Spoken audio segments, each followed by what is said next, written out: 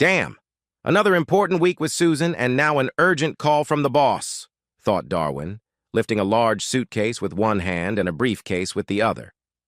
With no hands free, he pushed the door from the kitchen to the garage with his hip. It swung open with a bang, rebounded from the stop, and hit him hard on the shoulder. When he got home, he would fix that damn latch. He just didn't have enough time to spend with his family and do his usual chores. Stuffing the bags into the trunk of his Ford Taurus, Darwin slammed the lid shut and then yanked open the driver's door. It swung out with force, hitting his new BMW and scratching the paint. Typical of his luck. If he had to scratch a car, it might as well have been the company Ford, not his beloved BMW. Settling behind the wheel, he pondered his loss of control and the unfairness of the world. Quietly cursing the damage to his BMW, he opened the garage door and drove out onto the driveway. Turning onto the street, he glanced at the front door, then at the master bedroom window. Susan hadn't come out to see him off, but he thought he saw the curtains move. He hoped his wife had calmed down enough to at least see him off as he left for another damn week of repairs. If she did come out, she didn't wave goodbye as he drove away. The phone rang just before 9 in the morning, just in time not to interrupt their morning sex, but not so late that Susan had time to fully enjoy the post-sex bliss she loved so much. Me too, he thought.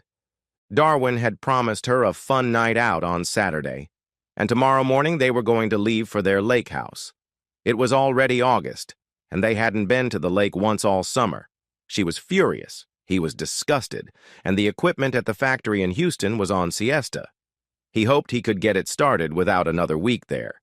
The last time in Houston, it took 3 weeks. He couldn't get it through the factory manager's head that scheduled maintenance wasn't a waste of money on something that looked nice.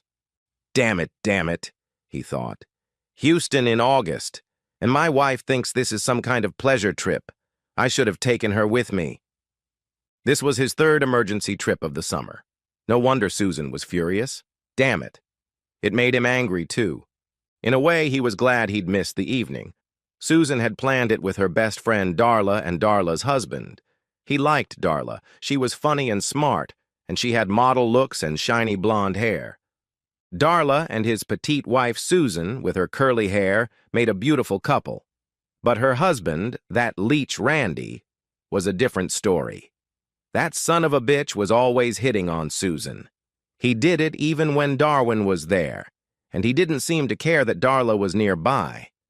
The last time they went out, Darwin casually mentioned to Randy that the next time he caught his hands on his wife's ass while dancing, he would break his arm.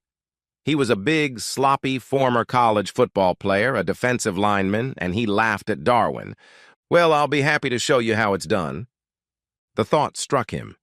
He figured Susan would cancel the evening. He hadn't discussed it with her. He didn't want her going out with that bastard, even if Darla was with them. Susan was angry enough to spend an evening out on the town without him. Things hadn't been going well in his marriage lately. Susan had been talking about having children, and he liked the idea. But he wanted to be there to coach his daughter's softball team or his son's Little League team. And he didn't want to just hear about his children's exploits on the football field. His work schedule didn't allow for that. Susan was getting very impatient. She wanted children. Judging by how the money from his investments and bonuses was piling up, he would soon be able to afford to quit his 9-to-5 job. Hell, he hadn't worked 40 hours a week since the Truman administration, and his parents weren't even born then. "Damn it, this is just awful!" he raged as he sat behind the wheel. He had promised his wife that those hours would be a thing of the past once he had saved enough money. She just needed to be patient, that was all. An idea struck him. He hated it when that happened. He hadn't checked his author account at the bank. He wrote dirty romance novels for an e-book publisher under the pseudonym D. Troubadour. He put his royalties and other earnings into an account in his name.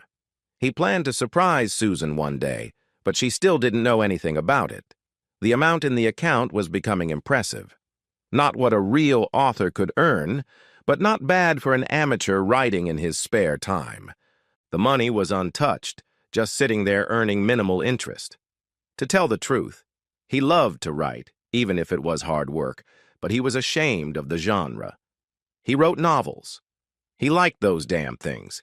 He loved reading them and he loved writing them. But deep down he thought that it was weak for a man to read them, let alone write them.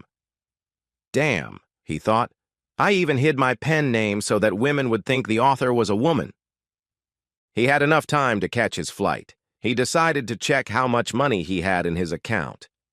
Turning right at the next intersection, he headed for his bank branch.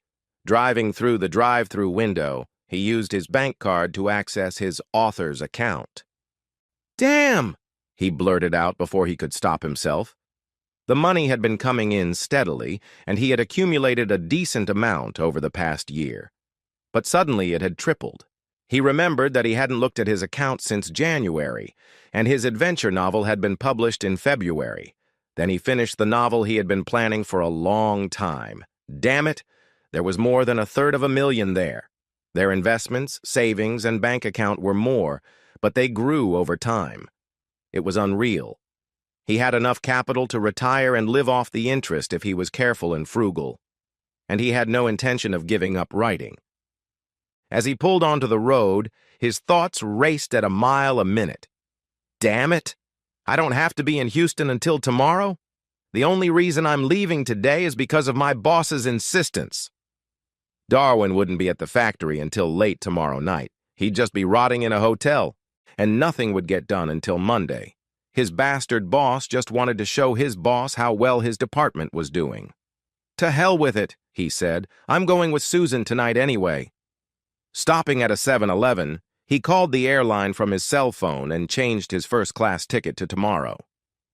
That'll give me time to sober up, he grinned. Driving slowly, anticipating the pleasure of telling Susan the news, he returned home an hour and a half after leaving. The shadows were getting long as he pulled into the garage. As he opened the door, he remembered and grabbed the door in a panic to keep it from slamming against his BMW. But damn it, the BMW wasn't there. Susan's Volvo was in its place, but his BMW was gone. Susan was truly furious when she peeked through the curtain and saw Darwin driving away. She had warned that son of a bitch not to do that to her again. She wanted a real family life with children and everything else. And her asshole husband only cared about his career. To hell with that stupid bastard, she thought as she took off her clothes to take a shower. She was going out tonight, with or without that son of a bitch. She picked up the phone and called Darla. Hi, sweetie. Is everything ready for tonight? She asked. Absolutely, Darla replied. The order's placed. I'm ready to go, and Randy's getting dressed. Wait, honey, Susan replied. My asshole left for Houston, the most godforsaken place in August, but I'm going to take a shower and be ready in record time. Hey, I'll meet you at your place and we'll go to the restaurant together. See you in 30 minutes, okay? Bring your handsome husband with you. See you soon. Darla agreed. The two women made up and hung up. A few minutes later, Susan was rinsing her short blonde curls in the shower. They reached her ears, and the curls gave her a just-out-of-bed look. Darwin liked it very much. After quickly washing her back, she turned off the tap and grabbed one of the large bath towels. A few minutes later, she was already rummaging through her wardrobe, trying to decide what to wear. She was so annoyed with Darwin that she wanted to look really sexy tonight. Hell, maybe she'd even do something about it. He would never know, and she deserved it. Until that bastard gave her child back, she wasn't going to feel like a married woman, so whatever happened would be on his conscience. She giggled at the unintended double meaning. Picking up the blouse and skirt she was going to wear, she turned to the dresser. She wanted to not only look sexy, but feel bold. It's kind of nice to dress up like this for Randy, she thought. Randy has been too obvious with Darwin. Maybe we can talk or something and get him to back off Darwin. She giggled. Randy will be surprised when Dar finally takes him to the dry cleaner. That big oaf has no idea what my little man is capable of, she thought. Or my little man's big man? She giggled again. It won't be easy to become a soccer mom, she thought, but I'm looking forward to it. I'll be a good mom. Less than an hour later, she was dressed and ready to go, left a message on the answering machine, and got into her BMW to meet Randy and Darla. She loved her Volvo, but tonight was a BMW night. When he entered the house half an hour later, Darwin called out to Susan, but there was no answer. He didn't wait. He picked up the phone and dialed the code to listen to the answering machine. His wife thought he was on a plane to Houston, and if she was going out, she would leave a message on the answering machine. Susan's voice sounded sweet and friendly. "Hi, guys. We can't answer right now, but we'll call you back tomorrow." "Darwin, honey. If that's you, I'm at Darla's for a few hours. Talk to you tomorrow." "Bye." God, she couldn't even wait until next weekend. Damn it, he thought. I'm already here, and I'll be damned if I'm going to wander around the house until she gets back tonight. After showering, he put his travel suit back on. He didn't know why he did it. It just seemed like the right thing to do. He was at the restaurant where they had planned to start the evening, a few minutes before the appointed time. Looking around the room, he spotted Susan and her friends in a secluded corner at the back of the restaurant. They were sitting by the window, separated from the rest of the room by a box of ferns. He wouldn't have found them if he hadn't been sure they were there. He headed in their direction, but the arrangement of the tables stopped him. Randy was sitting against the outer wall, with Darla on one side and Susan on the other. Randy had his arms around both women's shoulders. He whispered something in one of their ears, then turned his head to whisper in the other. From where he stood, he couldn't see, but it looked to him like the son of a bitch was licking her ear along with his whisper. The son of a bitch would pay for that. Looking at Randy's hand around his wife's waist, at his hand unconsciously playing with the collar of her almost transparent cream-colored silk blouse, he stopped. If he went over there, he wouldn't be able to stop himself from throwing that man out of the restaurant. This was hardly the scene he wanted to make, and it wasn't the way to make Susan glad he had come. Looking at the three of them, he suddenly realized that under her white blouse, she was wearing a red half-bra. God, up close, he must be glowing like a beacon. As he watched, the waiter brought drinks for the three of them from the bar. They must have just sat down. Randy's glass was half full, as was Darla's. Susan's glass was almost empty, and as he watched, she sent the waiter to bring her a new drink while they studied the menu. The drink looked like one of her favorites, a strawberry daiquiri. Darwin watched as she drank half of it, and then set the glass down on the table. Darwin headed to the bar and sat down in a corner where he couldn't be seen but from where he could observe what was happening at the trio's table. After ordering a drink, he asked the bartender to bring him a club sandwich. Darwin sat at the bar, eating his sandwich and sipping his scotch and soda, watching the scene behind the ferns. He couldn't believe his eyes. Before dinner was even served, Randy had his hands down both girls' blouses. Darla showed no sign of indignation, behaving as if her husband groping her best friend was perfectly normal. Perhaps it was. By the end of dinner, Susan had had 2 more daiquiris and was clearly drunk and cheerful. Randy didn't seem to feel the effects of the alcohol, and Darla appeared completely sober. However, knowing her, Darwin was sure she was at least a little drunk. Darla must have been quite drunk for no one to notice. After dinner, the group had an after-dinner drink that looked like a brandy Alexander, as far as Darwin could tell. When the bill came, Darwin watched with disgust as his wife grabbed it, took a credit card out of her purse, and apparently paid the entire bill. Stingy Randy didn't even make an attempt to pick up the check. Instead, Darwin had to pay for his wife's night out on the town while he was supposedly on a business trip.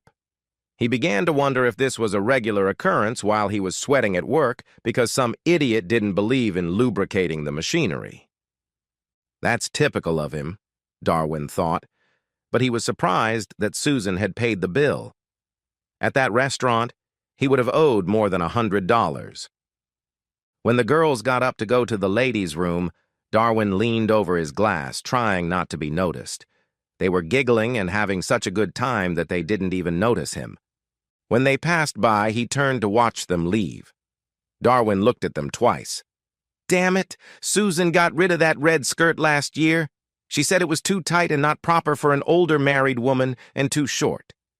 She picked out clothes from her closet that she thought weren't appropriate for a decent wife and mother. And she was right. That damn thing only came down to the middle of her thighs. She couldn't sit down in public without putting on a show. If she hadn't been sitting at the table during dinner, she would have put on a show for the whole room. What the hell was she thinking, wearing that? Not only wearing it, but without her husband. Before the girls left, he paid the bill and went out to his car. Sitting in his company Ford, he watched the three tipsy friends get into his BMW. That made him angry, too. It was his damn car. He didn't want that jerk Randy driving it.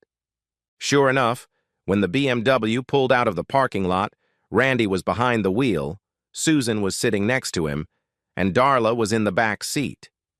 Darwin got in right behind them, making no attempt to hide that he was following them. He didn't care if they knew or not. He was furious. In any case, they had drunk too much to notice him unless he crashed into his own car. There seemed to be a lively discussion going on in the BMW, which ended with the girls patting each other on the arms and Randy turning the car around and heading for a less respectable part of town. Parking the BMW on the street, the three went window shopping at a 3-screen movie theater showing adult films. Parking directly in front of the BMW, Darwin watched as the three decided which movie to see, and Susan went to buy tickets. Randy wasn't going to spend a dime on the evening. His good buddy Darwin was paying for everything. Darwin was even paying for Randy to take his wife to a porn theater. Darwin walked down the street behind them and was close enough to hear his wife tell the ticket taker which movie they wanted to see. To his surprise, none of the three noticed him just a few steps behind them as they entered the theater.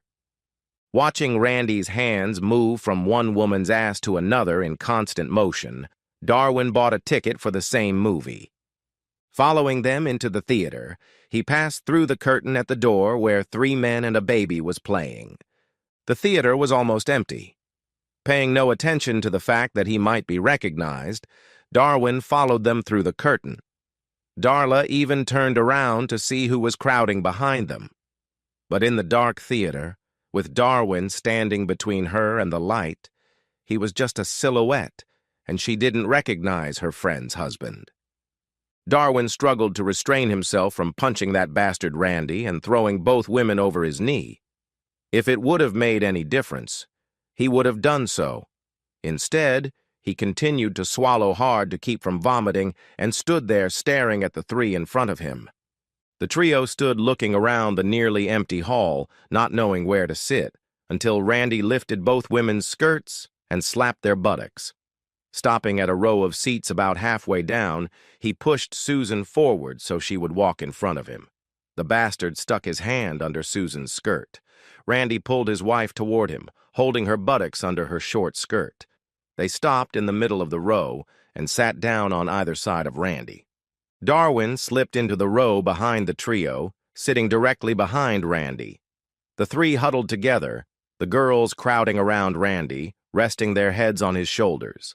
The son of a bitch didn't waste a second and made no attempt to hide what he was doing. Sitting behind Susan and her friends, Darwin was stunned to see that Susan had placed her purse on the seat next to her. He leaned forward and picked it up. Becoming increasingly upset and angry, Darwin leaned back in his chair and watched the three in front of him, turning off the porn movie on the screen. Sitting behind his wife and her companion for the evening, Darwin went beyond the nausea in his stomach, far beyond the searing rage that had filled him when he began to observe his wife's disgusting behavior. Now he was consumed by icy fury. Before, he had been on the verge of losing control completely, but now Darwin was in control of his hatred. There would be no sudden suicide, but there would be no forgiveness either. His wife had chosen this tonight. As soon as he left, she had arranged for Darla and her husband to go out with her tonight. She hadn't just left, which would have angered him enough on its own. He could have understood that, But he would still have been angry. The bitch was now playing the whore. This was the same woman who had pestered him to get her pregnant. She claimed she wanted to raise his child. Not in this lifetime, bitch. Remembering one of the things Susan always carried in her purse, he reached inside and pulled out a small can of pepper spray. This had gone too far. He was sure Randy wasn't the first man to get this close to his wife's body, and he couldn't take it anymore. Leaning forward, he stuck his head and arm between Randy's head and Susan's. There wasn't much room, and he roughly pushed both heads away to make space for himself. First, he turned and whispered in Susan's ear, "I think I'm going home, bitch. The doors will be locked, so find yourself another place to sleep tonight." Susan's eyes widened, and she turned to look at the face next to her. Drunk, she didn't immediately understand what had been said or who had said it. By the time she realized it was too late, the damage had already been done. The hand Darwin had slipped between Randy and Susan was holding a pepper spray can. Leaning forward, he sprayed it at Susan. It was meant for her eyes, but it worked well on any wet, sensitive tissue. Without waiting for Susan's reaction, he reached across Randy to do Darl a similar favor. Then, leaning back and pulling his head and arm out from under the writhing Susan, he sprayed Randy twice in the eyes. Susan was now gasping for air, bent over in pain as the spray took effect on her most sensitive areas. Darwin leaned forward again. "I'll take my BMW home, but you're not coming back to this house. Goodbye, bitch." Then he threw her purse and the pepper spray onto her knees. Taking a step back, he watched as both women bent over, clutching their crotches. They were in too much pain to make loud noises, certainly not loud enough to be heard over the movie's soundtrack. Randy rolled his eyes desperately, which were watering from the pain. Randy made noises, but they were barely audible over the loud music. He groaned, rocking back and forth in his seat. Outside, Darwin walked over to his Ford and looked around. Down the street was a well-lit, secure parking lot with signs advertising 24-hour surveillance. He drove up to it in his Ford, left the car, and returned to the BMW. When he approached, a couple of punks were examining the car, one of them holding a short piece of pipe where he thought it was hidden. Both punks looked at him closely as he walked toward them, trying to look casual. When he reached them, he stopped, took a step toward them, and asked if they knew where Alex's pawn shop was. He had seen it when he was driving up. The punks looked at each other, and Darwin noticed the wheels slowly turning in their heads as they tried to process what they had taken on tonight. "Sure, man," the one with the pipe started, and his buddy grinned and reached into his pocket. Not wanting to drag things out, Darwin hit him in the groin with the pipe. His knee shot up, lifting him 1/2 meter off the ground. The pain hit him, knocking the wind out of him. By the time he landed on his side, he was almost unconscious from the pain.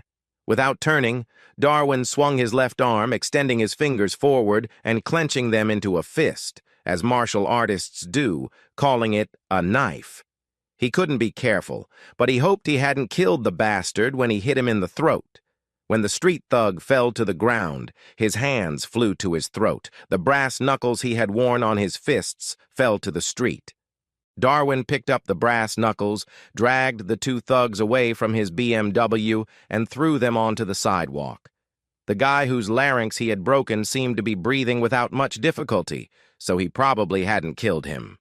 At that moment, he didn't care whether he had killed him or not. Getting into his BMW, he immediately pulled away from the curb and drove off. Traffic was light, and he managed to turn the corner before the thugs realized he was gone. He didn't think anyone had seen him, but even if they had, no one in that part of town would have said anything. He got home without incident, locked the BMW in the garage, locked the doors and all the windows in the house. Turning off the lights, he went to bed. He couldn't sleep because he was still overcome with cold rage. He knew he shouldn't drink in this state, and it was another hour before the adrenaline left his system. The sunrise put an end to his nighttime musings. He loved Susan, but the woman he had seen last night was not the Susan he knew. This was a new side of Susan he couldn't live with. If he tried to save the marriage, he would always remember what she was capable of. He wanted children, but this woman was not the mother he wanted for his children. What if they had a couple of girls? The mere thought of it made him want to throw up on the ceramic altar. In broad daylight, Darwin transferred the money from their checking account to a savings account. He left only enough to cover 2 months of regular monthly expenses. He called several credit companies and other financial institutions, then hailed a taxi. The taxi dropped him off a mile from where his Ford was parked at 8 o'clock on Sunday morning, when the walk was comfortable and safe. After paying the taxi driver, he headed for the airport. The flight from Houston on Thursday went without incident and was a day earlier than planned. From the airport, he drove straight to work to meet his boss. There, he handed him his resignation letter. This led to a heated reaction. Darwin had always valued his contribution to the company, but he had never believed that the company valued his services. That changed with a loud bang. When he tried to hand in his resignation letter, his boss politely asked him to wait while he consulted with HR. 20 minutes later, Darwin found himself in the CEO's office discussing how much his departure would cost the company. In the end, he agreed to stay on with a new title, Vice President of Corporate Services, and a 35% raise. He was given complete freedom to inspect all of the company's facilities and was put in charge of a small staff. This was agreed upon before he returned to work. Darwin complained that constant repairs were costing the company twice as much as regular maintenance. Over several years, plant managers had gradually reduced maintenance costs to such an extent that downtime was more expensive than keeping the equipment in working order. From that moment on, he would be the one to turn to when something went wrong, and he would be the one to make sure that the factory equipment was in working order. He assumed that his emergency trips would soon be a thing of the past. He would spend the rest of the year traveling, making sure that the reforms he wanted were implemented, and then he planned to stay close to home. When he arrived home in Taurus, Susan was not there. Darwin immediately began packing the boxes he had brought with him on the way home. Before he had finished in the bedroom, he saw that the movers he had called had arrived and immediately began loading the boxes into the truck.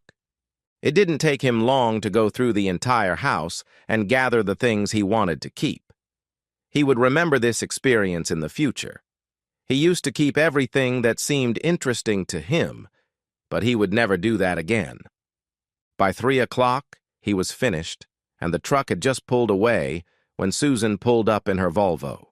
She left the car on the driveway and didn't notice that he had returned home until she walked into the kitchen, saw a man drinking coffee in the house, and screamed.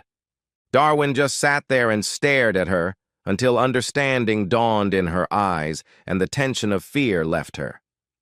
"My God, Dar, you scared me to death," she finally whispered. "I'm sorry, Susan," he replied. "I wasn't sure you'd be home." "Are you okay?" he asked, looking her over. "I was a little angry on Saturday night. I don't regret doing it, but I hope nothing serious happened." "Well," Susan replied, trying to smile.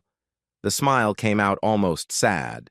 "I've been walking funny since Tuesday, but nothing serious happened. Poor Randy, he's in terrible shape.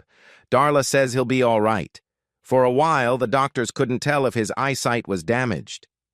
She looked at him seriously, then added, "When you're angry, you go all the way, don't you?" "I've never felt that way before, Susan. My reaction surprised even me. But I didn't expect you to be so promiscuous. I guess one extreme behavior led to another." "Oh, Dar, I'm so sorry. I can explain. It wasn't what it looked like." Darwin stared intently into her eyes for a moment. Then he said, "Yes, Susan."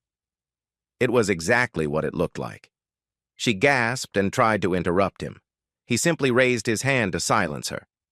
"Yes, it was.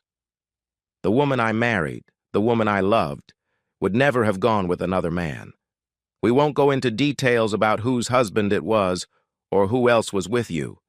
In the big picture, it doesn't matter. I can't love a woman who behaves like that, I can't trust you enough to leave you alone for a day or two.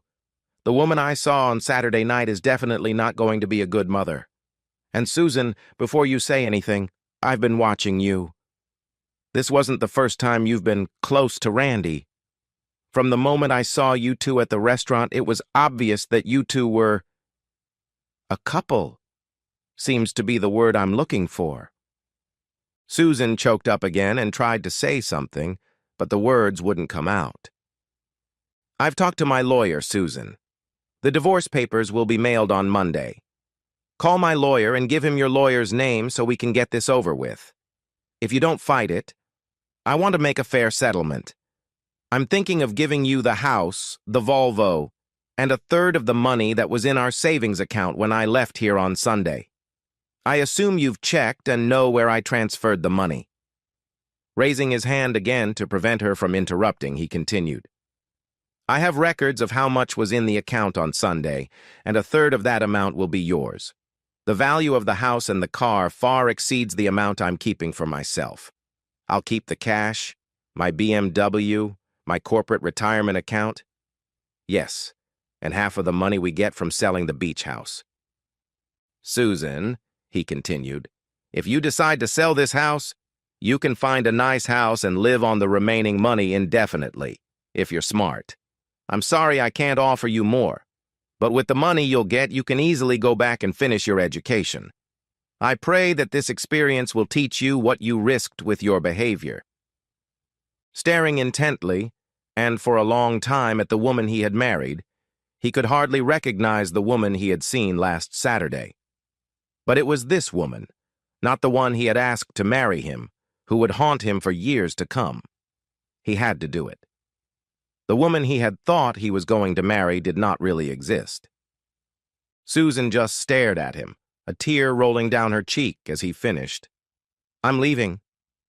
Have your lawyer call me at work, and I'll give him a number where he can reach me after hours. I'll need time to get settled, and until I do, I can't give you an address. Call me at work next week or on my cell, and I'll tell you where I'll be until I find an apartment or a condo. I'm so sorry this happened, Susan. But I didn't do this. I can't fix this. We can't fix this. I'll let you know when I come to pick up the Ford. With that, he walked out to the garage, got into his BMW, and drove out of the driveway. Susan followed him into the garage, shouting after him, Dar, it wasn't me on Saturday. Come back, we'll talk, honey, please. Everything got out of control. We can work this out. She was still shouting, now from the top of the driveway as he drove away.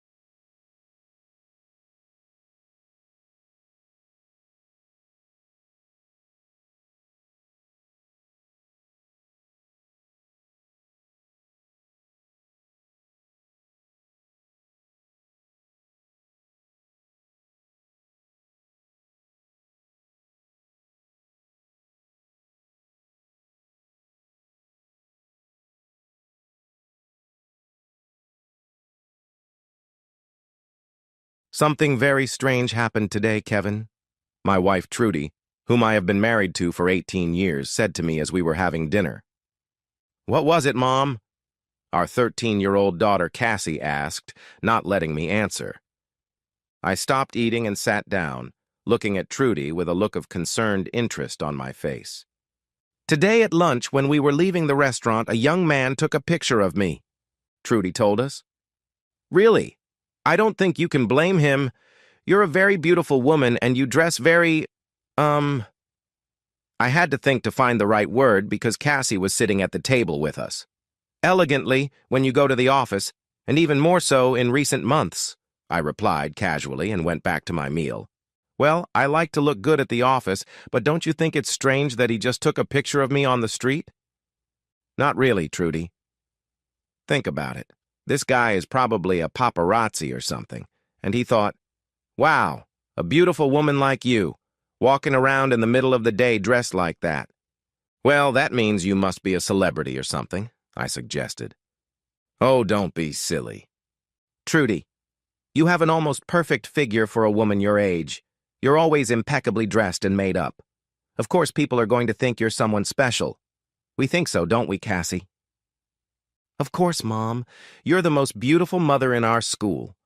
All my friends envy me for having such a beautiful mother, Cassie chimed in. Oh, you're flattering me, Trudy said, blushing slightly with embarrassment. Nonsense, Trudy. You're a very attractive woman. I'm sure all the men in your office are flirting with you all day long, especially that old man, John Ryan.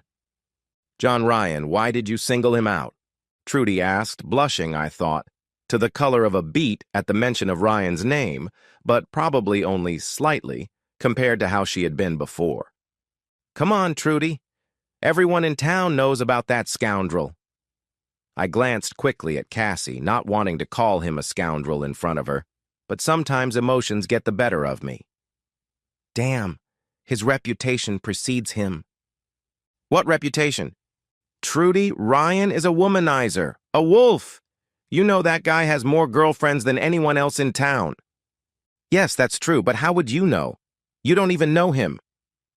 You don't have to meet this person in person to know his reputation. Besides, that little jerk went to the same school as me, albeit in a different class. He has a string of romantic conquests, and he's not shy about bragging about them at the pub. You know, if I didn't trust you so completely, I'd be worried about you working at the same company as him. Trudy suddenly fell silent.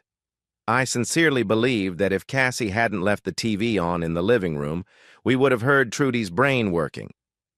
In a way, I had known about John Ryan's reputation for many years, and to be honest, I had some reservations when Trudy took a job at the same company as him 5 years ago. But since they supposedly worked in completely different departments, I calmed down a bit over time. Besides, Trudy was my wife, and she loved me. She told me so all the time, so what was there to worry about? But on the other hand, when you have a wife as attractive as Trudy, there's always the possibility that some handsome guy might turn her head. And to be honest, I'm over 40.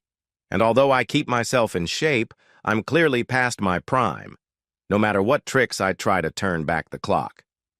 I thought I was doing everything right. I sent Trudy anonymous bouquets of flowers to her office from time to time, but regularly.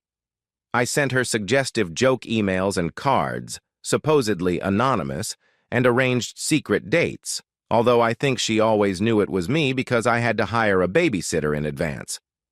But you know what I mean.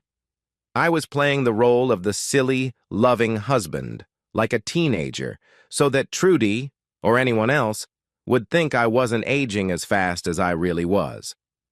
I won't go into the details of our intimate life, but believe me, it was as regular and energetic as ever. I can assure you of that. But a few weeks before that evening, I got a call at the office from an old school friend whom I hadn't spoken to in years, but who, as I later learned, worked for the same company as Trudy. I never found out how Mark found out where I worked, probably through rumors. Hey, Kevin, buddy, it's Mark. Mark Willoughby, long time no see. God, Mark, where did you come from? I haven't seen you. I don't even remember how many years it's been, Kevin. But I saw you a few times when you picked up Trudy from the office. What, you work at Sangster's with Trudy? Not exactly, Kevin. I'm in a different department in human resources, but I saw you in the parking lot from my office window. Oh, you have nothing better to do than stare at women, I suppose. You could say that. We have some real beauties working for us right now. The thing is, Kevin, your wife is one of them. I don't like the way you said that, Mark. Relax, Kevin, don't worry, it's probably nothing. But you're an old friend, I just thought I should tell you. How about lunch at Feathers? What are you having? Mark asked when I approached him at the bar. Something better. What's this about, Mark? I asked, perhaps a little sharply. Calm down, Kevin, it's probably nothing. It's just... Damn it, listen, if I don't tell you, I'll never forgive myself. Let's find a quiet place in the garden where no one can hear us, Mark said, looking around as if he expected someone to be watching us. Stepping out into the sunlight, I followed Mark to a table away from everyone else. Listen, Kevin, as far as I know, she could tell that bastard to go to hell. But I've been watching that asshole for years and I know how he works. What's more, he's very good at what he does. Mark, who the hell are you talking about and what does he do? John Ryan, have you ever dealt with that bastard? Yes, of course. Randy Ryan from school. Yes, that bastard. He's married now and works in our sales department. Yes, I know, but what does he have to do with Trudy? I asked suspiciously. Wait, Kevin, maybe it's nothing. I'm just guessing. Listen, Ryan always thought he was a big shot, you remember? I remember more than I'd like to, Mark. I was a little wary of Trudy working at the same company as him. But I found out he's in sales and Trudy's in purchasing. From what I've heard, they don't even cross paths. You're absolutely right, buddy. They're completely different departments, and there's a pretty strong rivalry between them. But I've seen and heard different things in HR. I've been keeping an eye on Ryan because that little bastard stole my girlfriend once when we were in college, and I haven't been able to stand him since. Anyway, after he got married, he calmed down for a few years, as far as I know, and behaved himself, if you know what I mean. He always made a lot of promises to girls, but I don't know if he ever crossed the line with anyone. At least I can't prove it. And then, 4 or 5 years ago, I noticed he was spending a lot of time in the advertising department. And then he started having lunch with the girls from that department. You know how it is with girls. They get together to go shopping, to a cafe or to a pub. And suddenly John Ryan joins them. It took me a long time to realize that whenever Ryan left with them, there was always one particular woman in the group. It didn't matter where they went. Half the time I didn't even know where they were going. I just saw them leave and come back. But one thing I was sure of. Ryan was always with the group that included that particular woman. Not that I saw anything wrong with that. And what does that prove? Absolutely nothing. And that's my problem. Or as HR manager, I could have done something about it. I would have gladly fired Ryan just for the fun of it. But a few months later, when I was reviewing employee attendance reports, completely by accident, of course. Mark winked at me. I discovered that, by some incredible coincidence, Ryan and this woman have the same days off for dentist appointments, doctor appointments, etc. That's a bit far-fetched, isn't it? Who was this woman? No one you know, Kevin, and she no longer works for the company. She left shortly after the divorce. What's more, these coincidences happened once or twice a month until she left the company. And you think? I don't think anything, Kevin, because I can't prove anything. This woman's father never sued the company or even filed a complaint. I'm just assessing the likelihood. The thing is, about 6 months after this woman left, I noticed that John Ryan suddenly started visiting the customer service department. You know, the office where the girls answer the phones. And yes, he soon started going out to lunch with some of those girls. It took me a little longer to figure out which one he was going on second dates with, because they're a very close-knit group. Anyway, when this woman started going to the doctor after work, I sent out a memo to everyone saying that HR was conducting a survey and asking all employees to provide full details of any doctor visits requiring time off. I presented it as some kind of government statistics questionnaire or something like that. Anyway, they seemed to believe it, and both stopped going to the doctor. But they must have continued doing it somewhere outside of work, because I'm pretty sure it went on for about a year until the woman in question went on maternity leave. Anyway, Ryan returned to the advertising department. Do you think he got that woman pregnant? I have no idea, Kevin. Anyway, she's still with her husband. She didn't come back to the company. She's working somewhere in the sticks now, but that doesn't mean Ryan isn't sleeping with her on the sly. Anyway, I'm sure he hooked up with some other bimbo from the advertising department and slept with her for about a year and a half until she got into an accident. I don't know what happened, but she was badly beaten up. In the end, she left the company too, and I haven't heard anything about her except for a couple of inquiries about her from companies in Bristol. Looks like she moved. Interestingly, John Ryan was mugged around the same time she got into the accident. So, you're assuming... Never mind, Kevin. But what would you do if you were her old man? Fire the bitch? Well, maybe her old man just spanked her and forgave her. Anyway, that's the background. I wanted to tell you that John Ryan has been hanging around the purchasing department for the last few weeks. And if you don't mind, considering that your Trudy is the most beautiful woman in the department, if not the whole company, as an old friend, I thought it would be fair to tell you about the situation. Look, I'm not saying Trudy is going to do anything wrong, but John Ryan is a very handsome man. He's always been eloquent and very patient. I really think it would take a very special woman not to notice him, at least once. I don't know how he does it, but somehow he gets every woman he sets his sights on. I agree. We all thought Gina was in love with you at the time, I said, remembering the girl John Ryan stole from Mark. Yes, it just goes to show you never know what's going on in a woman's mind, even if you've known her for years. Or married her, as I understand it. I'm not implying anything, Kevin, just giving you the background so you can take all the necessary precautions. Thanks, Mark. I trust Trudy with my life, but only a fool looks back. If I notice anything more specific, Kevin, I'll let you know. And by the way, I really hope I'm wrong. But if I'm right, do me a favor and file a formal complaint with the company. Then I'll be happy to fire that bastard and make sure his wife finds out why. It wasn't that I didn't trust Trudy, but I thought it would be wise to take some precautions. After much deliberation, I chose the method that so troubles celebrities these days, the threat of public exposure. An old friend of mine teaches photography at a local technical college.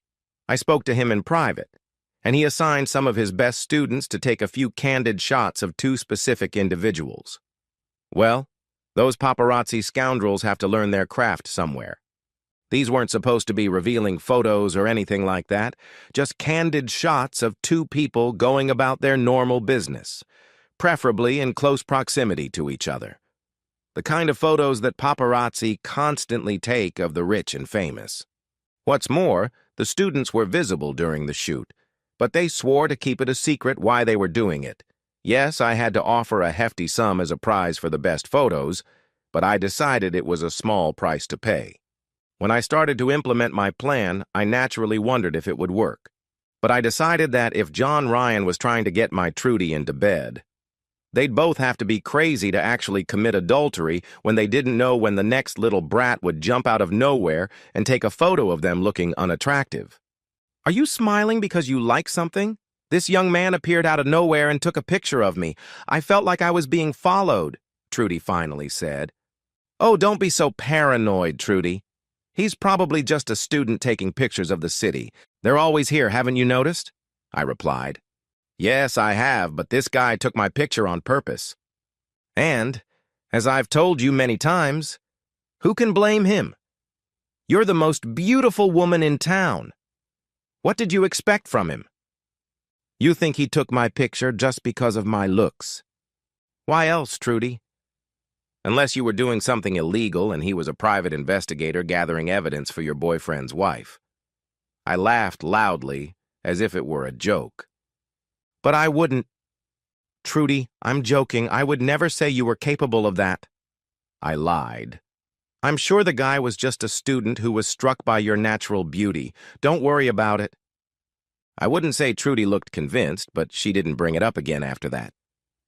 This time it was a girl. Who? What did she do? I replied, pretending not to know. She took a picture of me when I was leaving the office lobby during my lunch break. I tried to ask her why she did it, but she disappeared into the crowd. It's just a coincidence, Trudy. I don't think so. I'm sure she was waiting for me. You're being paranoid, Trudy. I'm sure they're just students. I see them taking pictures all over town all the time. But they don't single you out and take pictures of you. Trudy, I'm hardly the object of anyone's fantasies, but you always look impeccable. I'm not surprised they want to capture you on film. Consider yourself lucky that some of these young people will probably be photographing the rich and famous in the near future. You can't object to them practicing on you, can you? They were at White Hart today. Who? the guys who were taking pictures. So what? Well, there was a whole crowd of them, taking pictures in the garden. And you? No, not on purpose, not in the pub, but we were sitting in the garden at the time. I know we're in some of the pictures. Who are you talking about, Trudy? Well, the girls from the office. We went to the White Hart for a drink at lunchtime because it was Sandra's birthday. Ah, secret daytime drinking, huh? I replied humorously. Don't be silly, Kevin. You know we go out for a drink on our birthdays. Sometimes we all get together the following Friday evening to celebrate. And you're all going to get drunk this Friday with Sandra? Well, I was going to, but now I don't think I will. Why not? Oh, just one person at the office is annoying me a little. If he's there, I'm not going. I didn't take the bait and said nothing, but to say that this news was music to my ears would be an understatement. I had to assume that someone was John Ryan. But then, cynic that I am, I wondered, what if you've been set up, son? Maybe your loving wife suspects you of having an affair with those students with cameras and is now trying to cover for you, acting very cautiously and cunningly? Good question, right? The next morning, my friend Peter Phillips, a college professor, called me. Kevin, old man, I'd say something's definitely going on here. Yesterday at lunchtime, 4 of my students were at the White Hart. We go there every year and take pictures of everything we see for advertising. The hotel manager gives us complete freedom, and we give him all the photos he needs for brochures and so on. Anyway, there was a crowd of women from Sangster in the garden, celebrating a birthday or something. Your Trudy was with them. Well, one guy from their group started hitting on one of the students. He wanted to know why she was taking pictures of him. It's not hard to guess who it was. Well, he picked the wrong student. Sasha has a sharp tongue, and she told him he was damn lucky. Why should she take pictures of such an old miser? She was assigned to photograph the hotel, and if he happened to be in the garden, that was her problem, not his. What did he say? He couldn't say anything while he was talking to young Sasha, and one of the women from Sangster's group asked another student to take a picture of all the girls together. The young guy gladly agreed. Sasha noticed that 2 of the group, a guy and your wife Trudy, didn't want to be in the picture. They seemed very shy in front of the camera. Thanks, Peter. How are the kids doing with their assignment? Well, we already have about 100 photos. How long do you want this game to go on? Hell if I know, Peter. Do they know they're being photographed? I doubt it. I told the kids not to hide, but not to stand out too much either. I need to go in and see how you're doing. Those students are driving me crazy. Everywhere I go, there's always 1 or 2 of them taking pictures of me, and I'm sure they're singling me out, Trudy said as soon as I walked into the house that evening. Oh, yes. I spoke to Peter Phillips this morning. I called him because you were so worried. It looks like they have a few projects going on. They're doing a photo tour of the city for the council's tourism department, and another group is studying the locals. I bet they took your picture. But I'm not a local. Honey, you're the most beautiful woman in this city, believe me. Are you flattering me? No, it's true, and those young people probably noticed it too. Well, I like to look good. You always look gorgeous, my love. Anyway, there's another group doing advertising. Maybe that's who you saw yesterday at White Hart. Oh, I see. See, just a coincidence. Peter said he'd look through them all and send you copies of the ones you're in if you want. What? No, don't bother. I was just joking, Kevin. Tell Peter not to bother. Okay, sweetheart. I just thought you might be interested in seeing them, that's all. Yeah, right. Double bluff or what? Why doesn't Trudy want me to see them? Maybe because she's with John Ryan in most of them and she doesn't want me to notice? Maybe there was some truth in Mark's initial assessment. Maybe I was too late. Right after lunch on Friday, Trudy called me at the office. Kevin, I've decided to go out with Sandra and the girls to celebrate her birthday tonight. Is that okay with you? I was against it, but I couldn't tell Trudy that, could I? No, honey, just don't overdo it with the drinking. Do you want me to pick you up later? Well, that would be better than waiting for a taxi, But Kevin, if we go to the club, we probably won't want to come home until morning. You don't want to be up until 2 in the morning. What else am I supposed to do, baby? Lie in bed and worry. The world is so dangerous. Oh, don't be silly. There are always cops and bouncers around the club. At this time of night, there are even 2 security guards at the taxi stand. I'll be fine. Go to bed. See you in the morning. All right. If you insist, honey, I'll see you when you get home, and don't do anything your grandmother wouldn't like. You don't know my grandmother, do you, Kevin?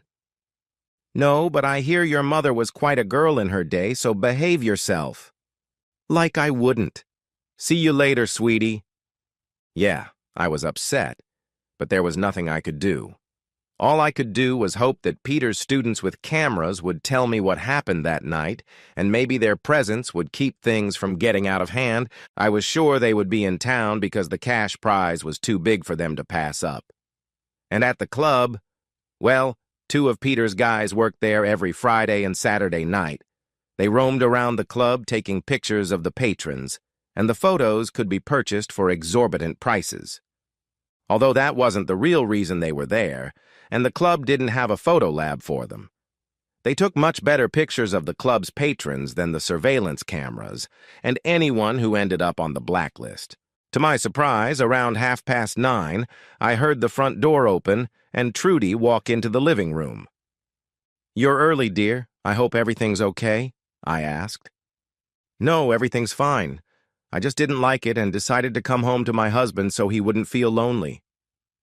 "That's very sweet of you, but I hope it doesn't mean I have to cut short my evenings with my friends." "Have I ever stopped you from having fun?"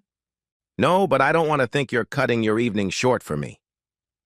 To be honest, there was one girl there who was annoying me, so I decided to come home early. Now we're getting to the heart of the matter. Who was she? One of those girls you had a falling out with at the office? Oh, no one important. I'll deal with it myself. Is Cassie in bed yet? Yes, she's fast asleep. Maybe we should go to bed too. Sounds good, but I wouldn't call it early. Come on, silly. You know what I want. Maybe you should go out drinking with the girls more often. I can assure you that it was a long night. I was curious to find out what had happened, but unfortunately, Trudy kept it a secret. On Monday morning around 11, Mark Willoughby called me. "Hey, Kev, I just did something really nice. I got John Ryan fired." "Really? Why? What did he do?" "God, she didn't tell you. I thought Trudy had already told you." "No, she didn't say a word." "Well, would you believe it, sexual harassment of a colleague? And since she didn't tell you, I'll give you one guess who filed the complaint." "Trudy?" "Yes, she set him up nicely, gathered evidence, several witnesses, and everything else. He won't get away with this." "That's strange. I wonder why she didn't tell me about it." "She didn't?" "No. Trudy went out with the girls from the office on Friday, but she came home early and said someone had been bothering her. But she didn't say who." "Wow, she didn't tell you about Friday night at the club?" "No, why? Did something happen?" "Well, judging by this statement I have here. On Friday night, John Ryan invited himself to a bachelorette party. One of the girls from the office had a birthday or something. Anyway, as I suspected, he'd been telling Trudy his old sad story for weeks. She tried to be nice, but he wouldn't take no for an answer. I think he probably took Trudy's politeness as an invitation. Anyway, on Friday night, he crossed the line, and your Trudy knocked him out at the Starlight Club. Are you kidding? No, I have a video from the club's security camera showing Ryan getting too close to her on the dance floor. What did he do? I'm not entirely sure. It was pretty crowded on the dance floor, but Trudy and Sandra said they were kissing.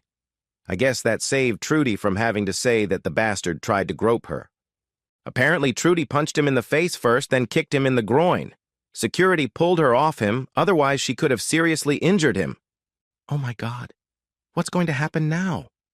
Ryan was suspended from work this morning, and he'll be called in to see management after lunch. I don't think Ryan will be coming to work for a week. Senior management is very sensitive about sexual harassment in the workplace.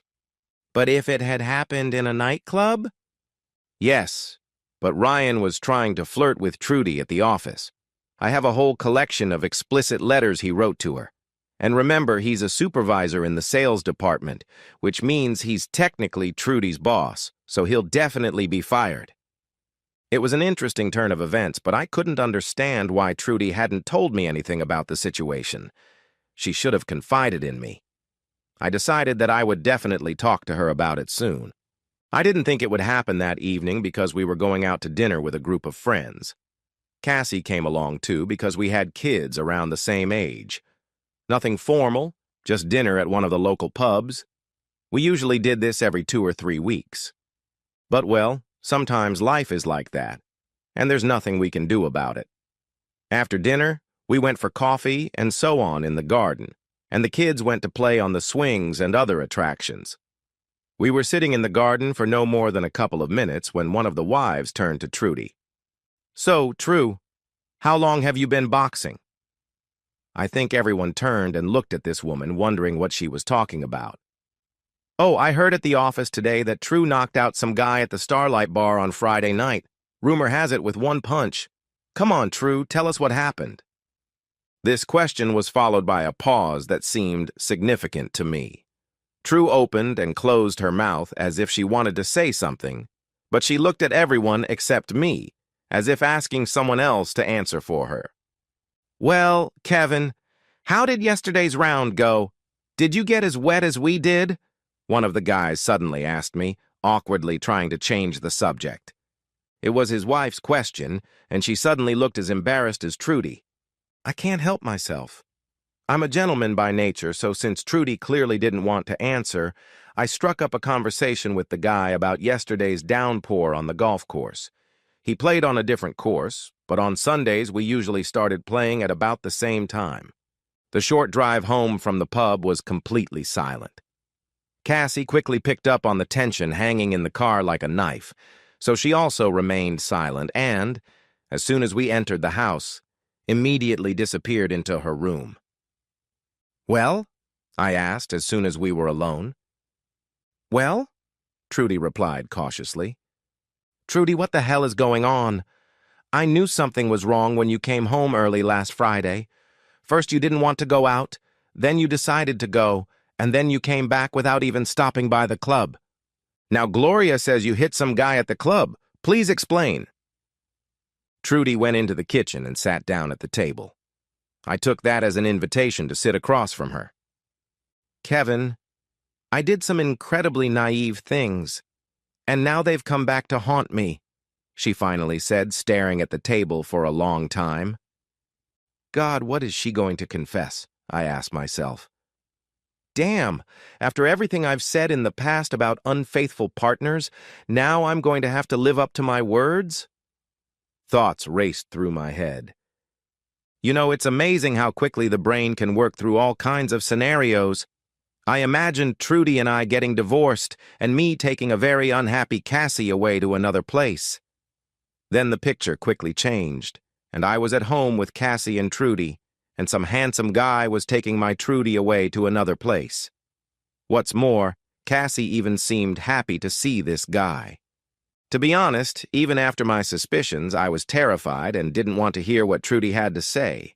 Her words could mean that the comfortable, happy life I had grown so accustomed to could be destroyed.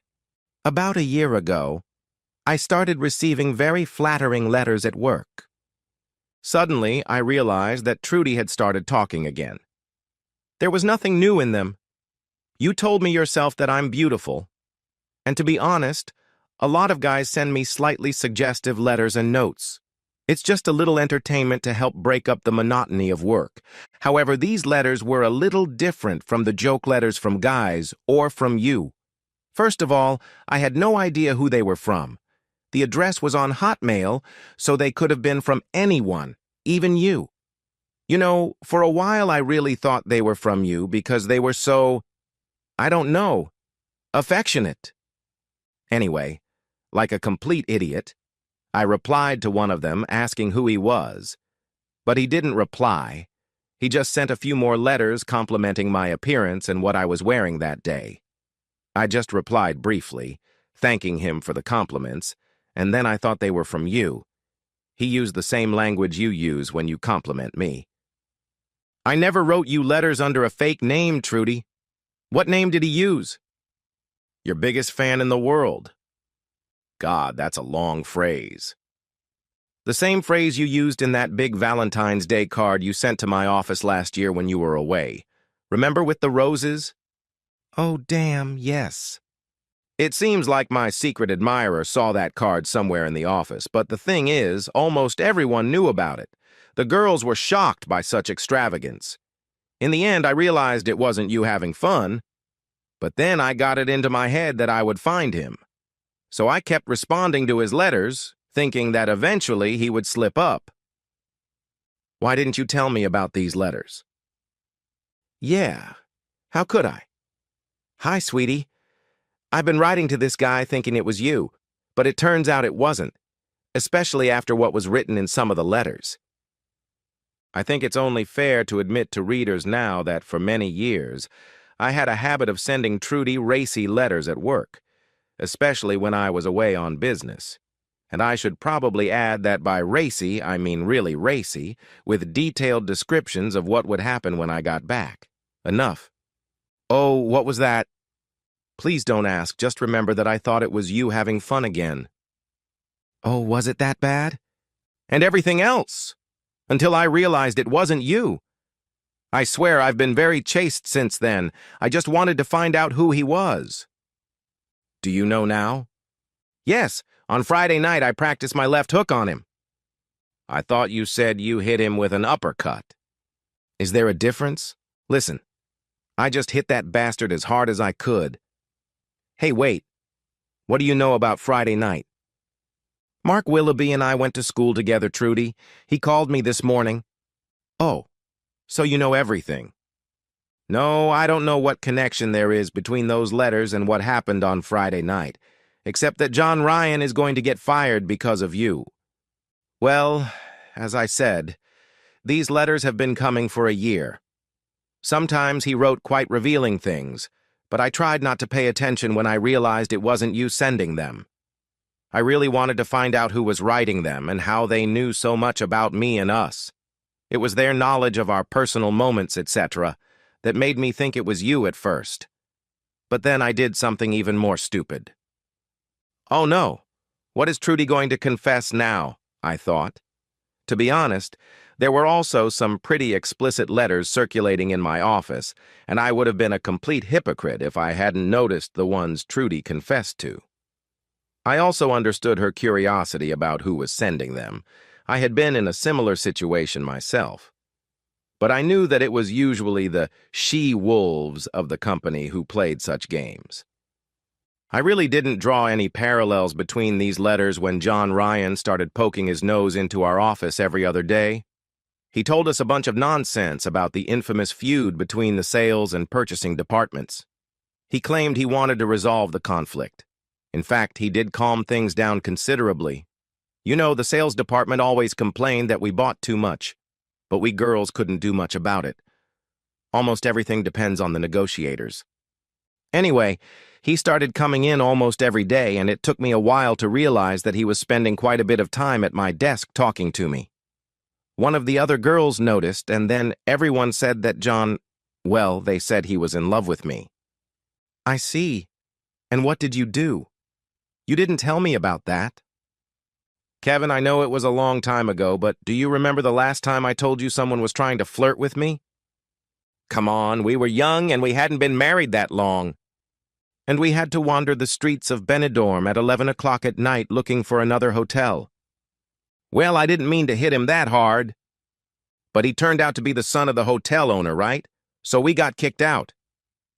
Yeah, well, Trudy, but a man's gotta do what he's gotta do. Damn, who said that, John Wayne? I said, trying to smooth things over. I don't know, and I don't care, but I didn't want to see my husband in court and possibly lose my job just because John Ryan decided he had a chance. I knew I could handle him. Yeah, I figured as much from what happened on Friday night. I'll get back to that. That stupid ass gave away the secret on the dance floor and I just overreacted. What did he say? Hold on, Kevin. Let's take this one step at a time if we can.